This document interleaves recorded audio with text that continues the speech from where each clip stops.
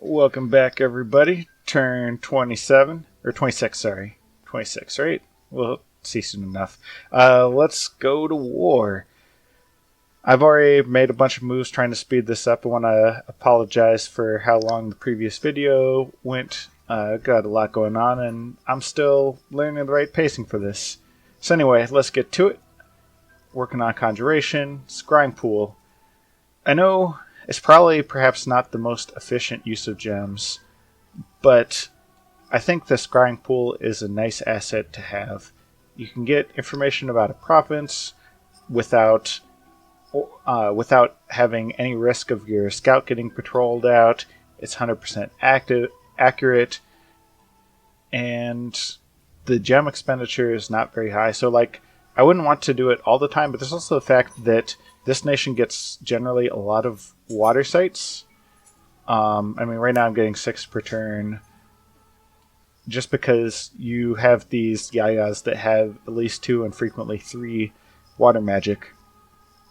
So, and water gems, I don't find them as useful as other gems. Not to say that they're useless, but I don't mind spending some water gems to get an insight into what's going on here. And we see here that, at least numerically, there are not a lot of sacreds here. Sorry, I had to drink myself some captain's juice here. Anyway, what else we got going on? Sawiki is no more.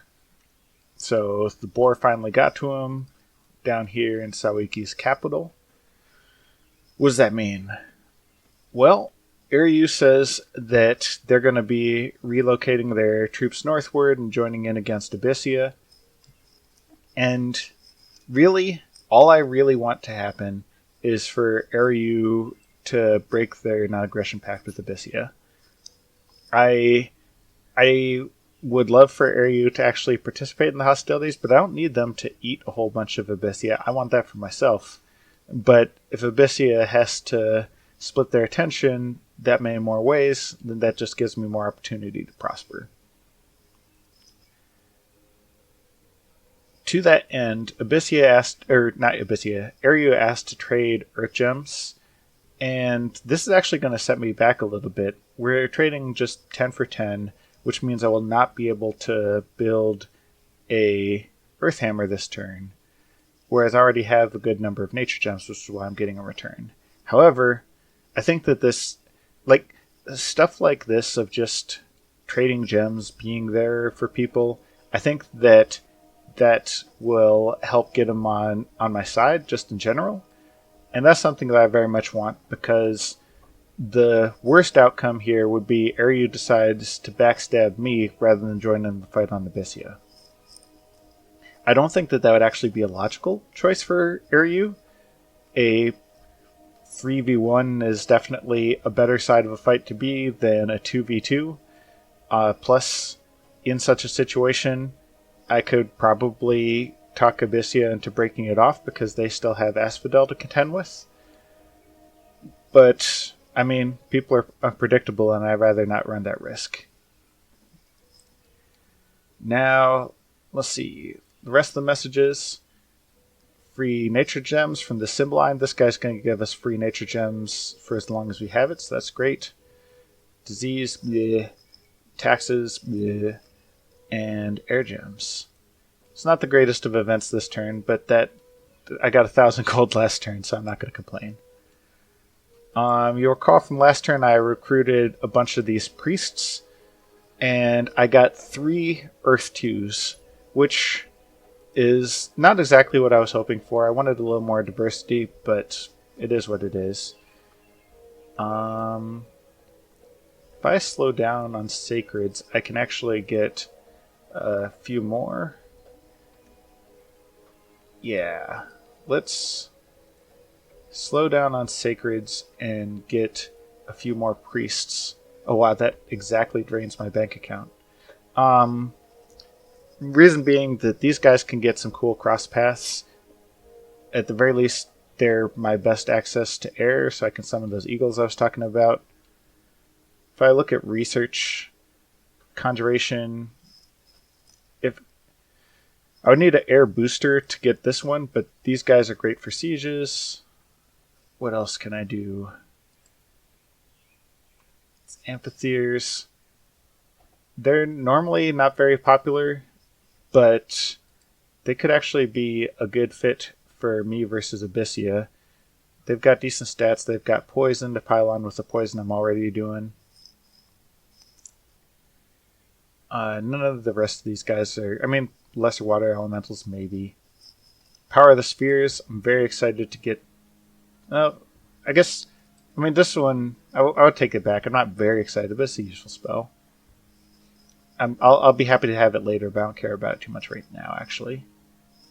Level 4, I get Fuel the Fire, and this is glorious for Communion Nation. Basically, I bring around Fire in a Jar, which when we get to my army, you'll see that I have one. And I get to reset the Communion like I was a Blood Nation, except without having to worry about all my Blood Slaves dying, or having to sleep at night while being a Blood Nation. So, very excited to get Conjuration up to level 4. At some point, we'll get some Wyverns, Wyverns, and some Griffins. Those will be good for sieges as well. Only my god can summon them. Oh, and Obscuro, but that's okay.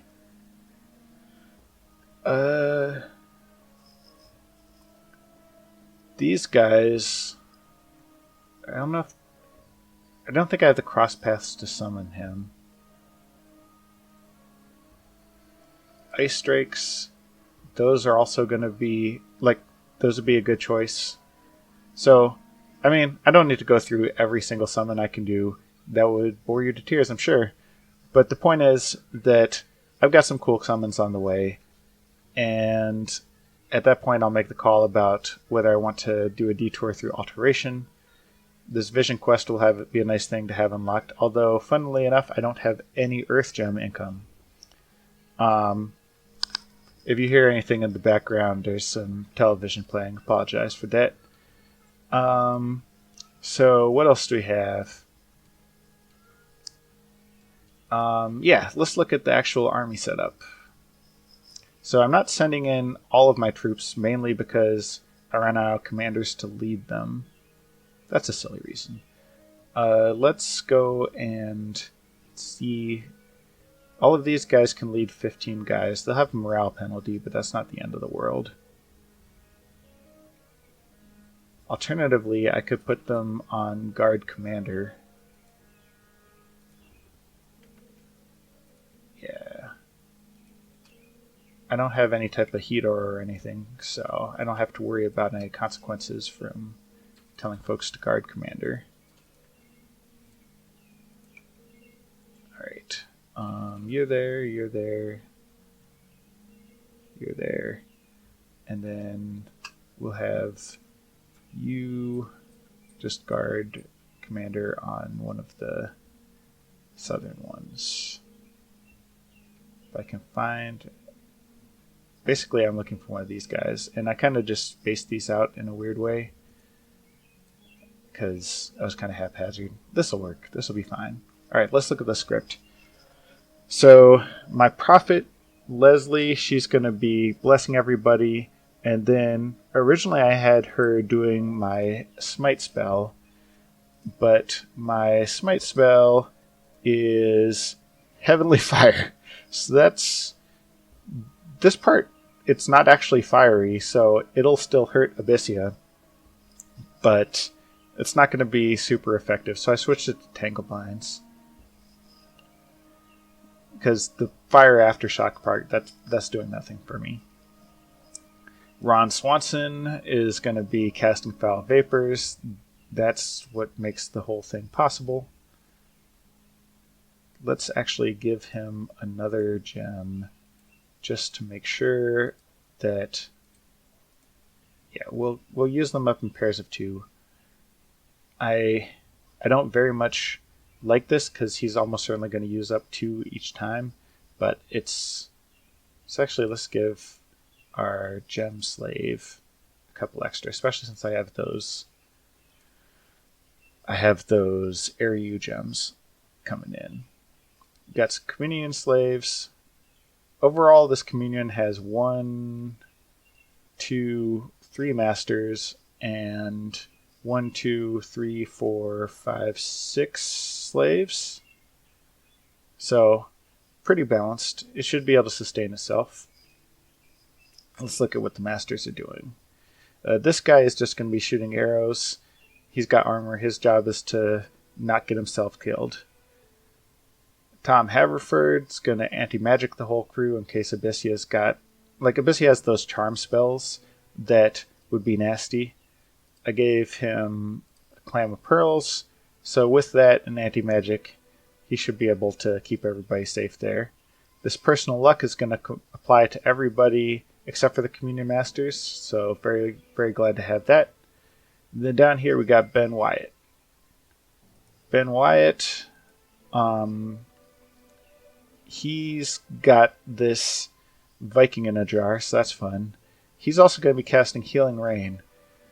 In Dominions Enhanced, they replaced the normal rain spell with this Healing Rain, which I think is at a higher level, but it does the rain stuff plus some heal and reinvigorate to everybody on the battlefield, which the reinvigorate doesn't matter as much for me because it's like turn 2 and my dude shouldn't have that much fatigue yet, but it should be a nice bonus. It'll mess with Abyssia. It's the right thing to do. Let me make sure I actually got the gems right on that. Yeah, it only requires 1 water gem, so I don't have to spend any permanent gems. I'll just use this lens. So that's going to be the plan. We got all these guys. Now let's see what Abyssia is doing. I feel very fortunate. Why is that? Well, Abyssia went straight for me. From this spot, they can't directly threaten one of my other provinces, so they can't just feint and go off to the side, which means that either they wasted a move because they're just going to go off to the side next turn, or I get to fight them in the field where I think I'll have a considerable advantage. Meanwhile, they're going to be... Like, I'll have all of the flexibility because I can send the whole crew and then double back some guys to raid. I certainly want to blow up this temple. I can just keep pushing through. I'll have to look at some siege math to see how long it'll take me to crack this fort. And meanwhile, as I'm marching around through here, he's got to decide whether he thinks I'm coming for his fort or if I'm continuing to parade through his land. Ideally, my plan is to have a big army basically take provinces one at a time and smash whatever it can, and then have a raiding group come behind it that'll kind of